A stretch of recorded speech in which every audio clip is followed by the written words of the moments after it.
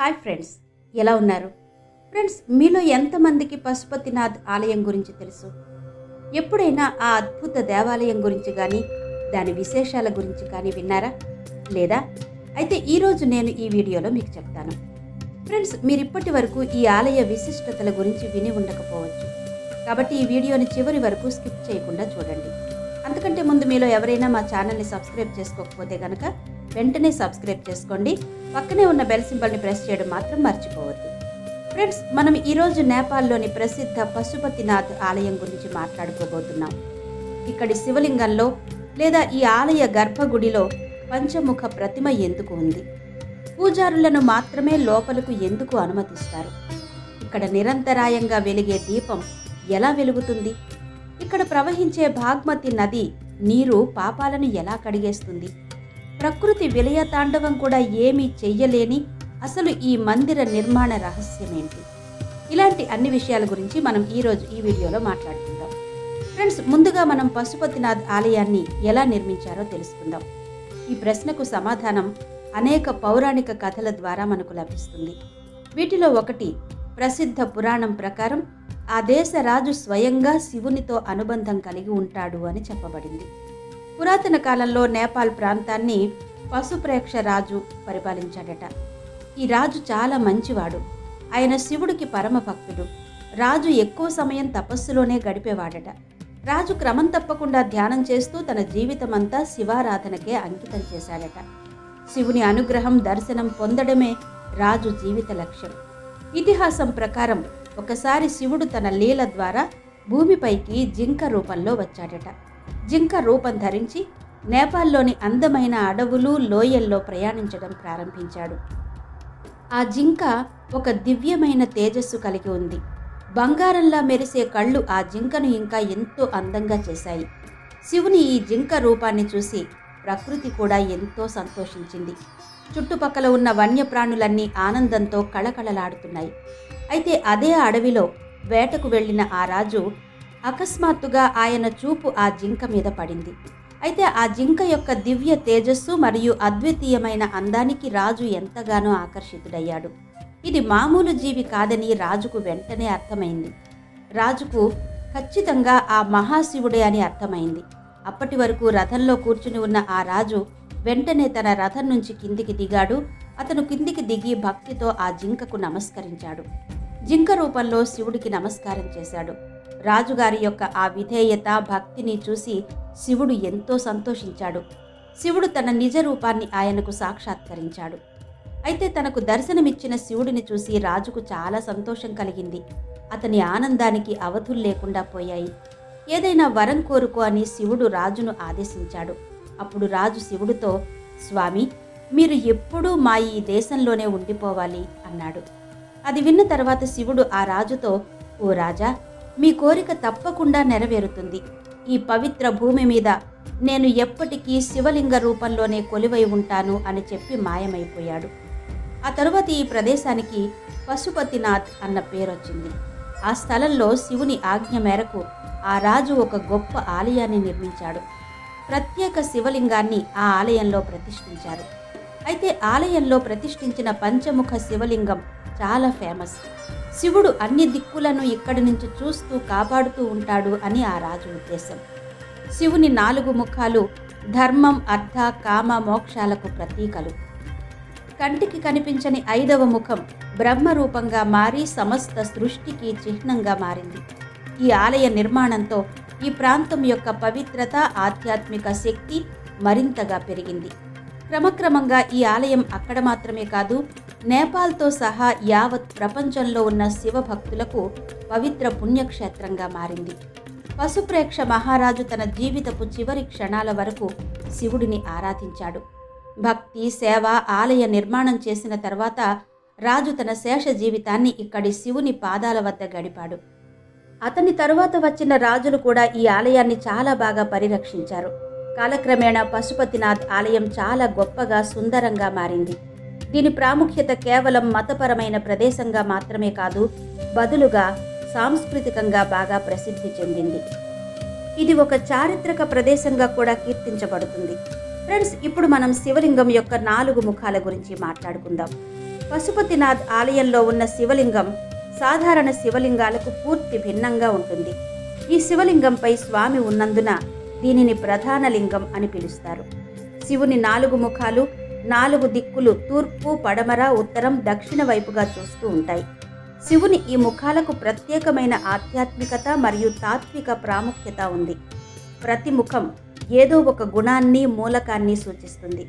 ఇది తూర్పు దిశలో ఉంటుంది. చూడవలసిన ప్రధాన అంశం మతానికి చిహ్నంగా పరిగణించబడుతుంది. దీని అర్థం ఇదే: మతమే జీవితానికి ఆధారం అనేది. అది లేకుంటే ప్రపంచ వ్యవస్థ అసాధ్యం. ధర్మాన్ని అనుసరించడం వల్ల జీవితంలో స్థిరత్వం, శాంతి, సమతుల్యత వస్తుంది. దక్షిణం వైపు ఉన్న శివుని ముఖం అర్థానికి చిహ్నం అనేది. ఇది భౌతిక శ్రేయస్సు, ఆర్థిక శ్రేయస్సు మరియు జీవితంలో ప్రాపంచిక విజయానికి ప్రతీక. జీవితాన్ని నడపడానికి సంపద మరియు వనరులను సక్రమంగా కూడబెట్టడం కూడా అవసరమని ఈ ముఖం మనకు చెబుతుంది. కానీ ఆ డబ్బును పొందడం ఎల్లప్పుడూ ధర్మానికి అనుగుణంగా, న్యాయబద్ధంగా ఉండాలి. ఈ డబ్బును మత పరిరక్షణకు, దాతృత్వానికి, సామాజిక సంక్షేమానికి వినియోగించాలి. పడమటి ముఖం మూలక పనిని సూచిస్తుంది. అంటే జీవితంలో కోరికలు, అది కోరికకు, ప్రాపంచిక సుఖాలకు చిహ్నం. కోరికలను నియంత్రించలేకపోతే మానవుడు అధోగతి వైపు వెళతాడని ఈ ముఖం హెచ్చరిస్తుంది. ఉత్తర దిశకు అభిముఖంగా ఉన్న 4వ ముఖ మూలకం మోక్షాన్ని సూచిస్తుంది. మోక్షం అంటే ఆత్మను దైవంతో విలీనం చేయడం, జీవన్మరణ చక్రం నుంచి విముక్తి పొందడం. దీనిలో మానవుడు భౌతిక సుఖదుఖాల బంధం నుంచి విముక్తి పొంది మహోన్నత శాంతిని, పరమానందాన్ని పొందుతాడు. ఉత్తర దిక్కున ఉన్న ముఖం శివుని దయగల స్వభావాన్ని సూచిస్తుంది. అది మనిషిని మోక్షం వైపు ప్రేరేపిస్తుంది. ఈ 4 ముఖాలతో పాటు 5వ ముఖాన్ని కూడా పరిగణనలోకి తీసుకుంటారు. కంటికి కనిపించనిది, పైకి అభిముఖంగా ఉన్నది. అది రూపం లేనిది, గ్రహింపలేనిది, బ్రహ్మం అన్నమాట. ఈ ప్రతీకాత్మక ముఖం దీన్ని సూచిస్తుంది. ఏంటంటే ఆ పరమశివుడు విశ్వమంతా వ్యాపించి ఉన్నాడు. అతని దర్శనం అన్ని దిశలలో మరియు అన్నిటిలో ఉంది అని ఇది మనకు చెబుతుంది. పశుపతినాథ్ యొక్క ఈ అద్భుతమైన ముఖలింగం మానవ జీవితంలోని ఉద్దేశాలను ప్రతిబింబిస్తుంది. ధర్మార్థ కామ మోక్షాల సమతుల్య సమన్వయంతో దైవంలో లీనమవ్వాలి. ఈ శివలింగం సామాన్యమైనది కాదు. దైవ జ్ఞానానికి, చైతన్యానికి, ఆత్మ లక్షణాలకు చిహ్నం. ఫ్రెండ్స్, ఇప్పుడు మనం గుడి గర్భగుడిలో పూజలు చేసే ఆ 4 పూజారుల గురించి మాట్లాడుకుందాం. పూజారులు మాత్రమే ఆలయం లోపలకు ఎందుకు వెళ్ళాలి? పశుపతినాథ్ ఆలయం పూజా విధానం, గర్భగుడికి సంబంధించిన రహస్యం చాలా ఆసక్తికరంగా ఉంటుంది. ఆలయ గర్భగుడి అంటే శివుని ప్రధాన శివలింగం ఉన్న పవిత్ర ప్రదేశమని అర్థం.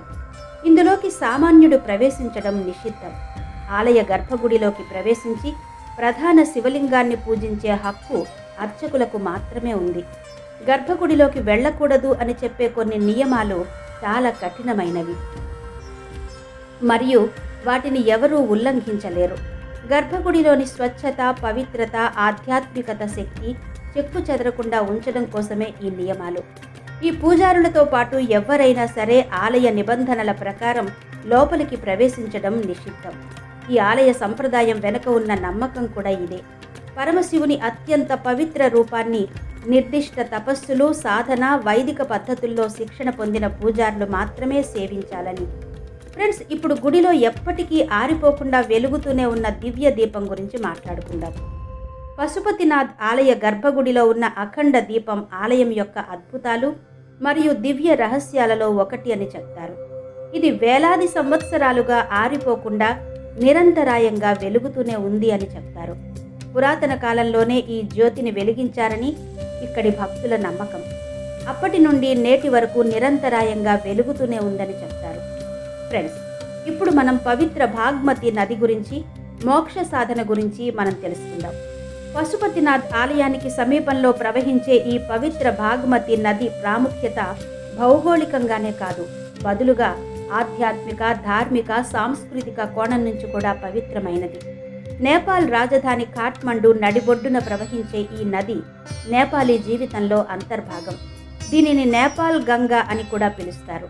బాగ్మతి నది గంగా నది వలె పవిత్రమైనది. ఈ నది వేలాది సంవత్సరాలుగా నేపాల్ భూభాగాన్ని తన పవిత్ర జలంతో శుద్ధి చేస్తోంది. పురాణాలు మరియు మత విశ్వాసాల ప్రకారం బాగ్మతి నది యొక్క మూలం శివుని దివ్యావతారమని చెప్తారు. భూమి మీదకు శివుడు దిగి వచ్చినప్పుడు ఈ దివ్య నది కూడా కిందకు వచ్చింది అని చెప్తారు. బాగ్మతి నదీ జలాల్లో స్నానం చేస్తే మనిషి యొక్క పాపాలన్నీ పోతాయని నమ్ముతారు.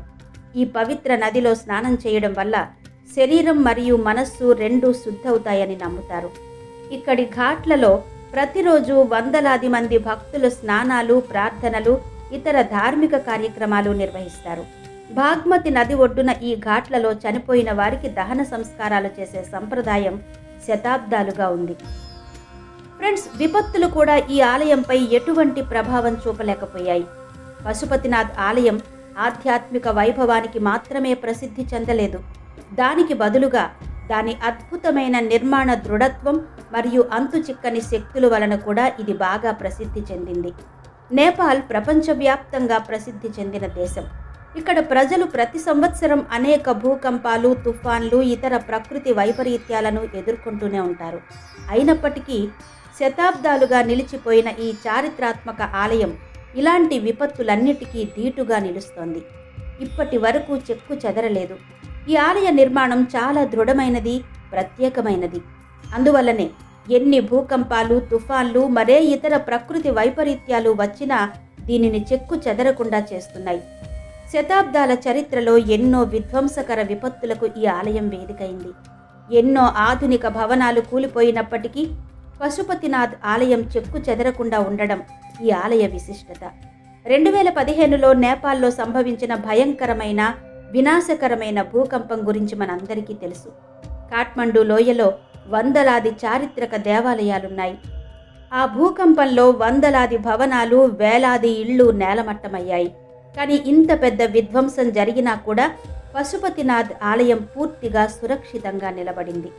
అందుకే అందరూ కూడా ఈ ఆలయం శివుని దివ్య రక్షణలో ఉందని నమ్ముతారు. ప్రకృతి వైపరీత్యాలు ఎదురైనా నిలదొక్కుకోవడం శివుని మహిమకు నిదర్శనం మాత్రమే కాదు, బదులుగా విశ్వాసం, భక్తి మరియు ఆధ్యాత్మిక శక్తి యొక్క విజయంగా కూడా చెప్పవచ్చు. ఫ్రెండ్స్, ఇప్పుడు మీకు నంది విగ్రహం గురించి చెబుతాను. పశుపతినాథ్ ఆలయ ఆవరణలో పరమ శివభక్తుడైన నంది యొక్క భారీ మరియు అద్భుతమైన ఇత్తడి విగ్రహం ఉంటుంది.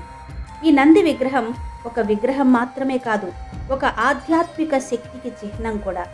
నంది శివుని ద్వారపాలకుడని నమ్ముతారు మరియు భక్తులు శివుడిని చూడడానికి ముందు నందిని చూస్తారు. ఈ ఆలయంలో ప్రతిష్ఠించిన నంది విగ్రహం చాలా ఎత్తైనది, ఎంతో ఆకర్షణీయంగా, విలక్షణంగా ఉంటుంది. ఇది భక్తుల దృష్టిని సులభంగా ఆకర్షిస్తుంది. ఈ నంది విగ్రహాన్ని ఆలయ ప్రధాన ద్వారం దగ్గర ఉంచారు. నంది కళ్ళలో శివుడి స్పష్టమైన ప్రతిబింబం కనిపిస్తుందని భక్తుల నమ్మకం.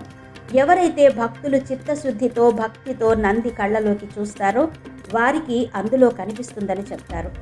ఈ అనుభవం భక్తుల మనస్సులో భక్తిని, విశ్వాసాన్ని, ఆధ్యాత్మిక శక్తిని అనేక రెట్లు పెంచుతుంది. ఈ విశ్వాసం ప్రకారం నంది శివుని పట్ల అత్యంత భక్తి మరియు భక్తికి చిహ్నంగా, జ్ఞానం, శక్తి మరియు మతానికి చిహ్నంగా పరిగణించబడుతుంది. అందుకే నందిని పూజించడం ద్వారా వ్యక్తిలో ఆధ్యాత్మికత, శక్తి, మతతత్వం అలవడతాయి. ఫ్రెండ్స్, ఇక్కడ జీవితం మాత్రమే కాదు, బదులుగా మరణం కూడా పవిత్రమైనది. దీనికి ఆధ్యాత్మిక ప్రాముఖ్యత ఉంది. ఆలయం చుట్టూ ఉన్న వాతావరణం, జనన మరణాల రహస్యాలు ఆ దేవుడు గ్రహిస్తాడని చెబుతారు. ఇలాంటి నమ్మకం శతాబ్దాలుగా ఇక్కడ ఉంది. ఇక్కడ ఎవరైతే తుది శ్వాస విడుస్తారో అతని ఆత్మ పునర్జన్మ చక్రం నుండి విముక్తి పొంది నేరుగా దైవాన్ని కలుస్తుందని చెప్తారు. పూర్తిగా మోక్షం లభిస్తుందని చెప్తారు. పశుపతినాథ్ ఆలయానికి సమీపంలో ప్రవహించే బాగ్మతి నది ఒడ్డున అనేక ఘాట్లున్నాయి. ఇక్కడ వందల సంవత్సరాలుగా దహన సంస్కారాలు జరుగుతున్నాయి. ఈ ఘాట్లను జీవితం యొక్క చివరి ముగింపుకు చిహ్నంగా భావిస్తారు. అలాగే అవి మోక్షానికి ప్రవేశ ద్వారంగా భావిస్తారు. ప్రతిరోజు అనేక మృతదేహాలను దహన సంస్కారాల కోసం ఇక్కడకు తీసుకొస్తూ ఉంటారు. ఇక్కడ నిర్వహించే అంతిమ సంస్కారాలు వెంటనే చనిపోయిన ఆత్మను జనన మరణ బంధం నుంచి విముక్తం చేస్తాయి. ఒక్క నేపాల్ మాత్రమే కాదు, బదులుగా భారతదేశం, టిబెట్ మరియు మోక్షం కలగాలనే కోరికతో ప్రపంచంలోని అనేక దేశాల నుంచి భక్తులు ఇక్కడికి వస్తూ ఉంటారు. ఈ ఆలయానికి సమీపంలో నిర్మించిన ఆశ్రమాలు, ధర్మశాలలు, వృద్ధాశ్రమాల్లో భక్తులు బస చేస్తూ ఉంటారు. అంతిమ సమయం వచ్చినప్పుడు పశుపతినాథుని పాదాల దగ్గర ఉండాలని, తద్వారా తమ ఆత్మ భగవంతునితో ప్రత్యక్షంగా కలిసిపోవాలని అందరూ కోరుకుంటారు. ఇక్కడే తుది శ్వాస విడిచిన వ్యక్తికి కాలచక్రం, మరణం లేదా జనన చక్రం లేని తన నివాసానికి పరమశివుడు స్వయంగా తీసుకువెళతాడని నమ్మకం. అలా ఇక్కడ మరణం కూడా శుభప్రదంగా భావిస్తారు. ఇది కేవలం మత విశ్వాసం మాత్రమే కాదు, ఈ ఆలయం ఒక మహా అద్భుతం. ఈ జీవితం తాత్కాలికమే కానీ మన ఆత్మ అమరమైనది. బాగ్మతి నది ద్వారా లోతైన ఆధ్యాత్మిక జ్ఞానానికి ఇది దారి తీస్తుంది. ఇక్కడి రేవులపై మంటలు ఎప్పుడూ చెలరేగుతూనే ఉంటాయి. ఆలయ గంటల ప్రతిధ్వని, వేద మంత్రోచ్చరణలు ఎప్పుడూ ఇక్కడ వినిపిస్తూనే ఉంటాయి. ఇక్కడి పుణ్యభూమి అయిన జనన మరణాలకు మించిన పరమ సత్యం అనే భావన మనసులో ఉంటుంది. ఇక్కడ మరణం కూడా ఒక వేడుకే. ఇది ఆధ్యాత్మిక విజయంగా పరిగణిస్తారు. ఈ విషయం భక్తులకు తెలుసు కాబట్టే ఇక్కడ మరణ భయం మాయమవుతుంది. ఇది అంతం కాదని, అమరవీరుడి జీవితం దిశగా వేసిన అడుగు అని పేర్కొన్నారు. ఆలయంలో నిర్వహించే ఆచారాలు ఒక వ్యక్తి యొక్క జీవితపు అంతిమ సంస్కారాలను దైవికంగా మరియు ధర్మబద్ధంగా చేస్తాయి. దహన సంస్కారాల సమయంలో వేద మంత్రాలు, ఆలయ గంటలు, బాగ్మతి నది పవిత్ర జలాలు అన్నీ ఆత్మను దైవ మార్గంలో నడిపిస్తాయి. ఇది ఫ్రెండ్స్, ఆ పశుపతినాథుని ఆలయ విశేషాలు. మీలో ఎవరైనా ఎప్పుడైనా ఈ ఆలయానికి వెళ్ళారా? ప్రకృతి వైపరీత్యాల నడుమ ఠీవిగా నిలబడిన ఈ ఆలయ విశిష్టతల గురించి మీలో ఎవరికైనా తెలుసా? తెలిస్తే మీ అనుభవాలను మాతో పంచుకోండి. కింద కమెంట్ బాక్స్లో మీ అనుభవాలను పంచుకోండి. మీకు ఈ వీడియో నచ్చితే గనక వెంటనే లైక్ చేసి షేర్ చేయడం మాత్రం మర్చిపోవద్దు. మరోసారి మరో వీడియోలో మళ్ళీ కలుసుకుందాం.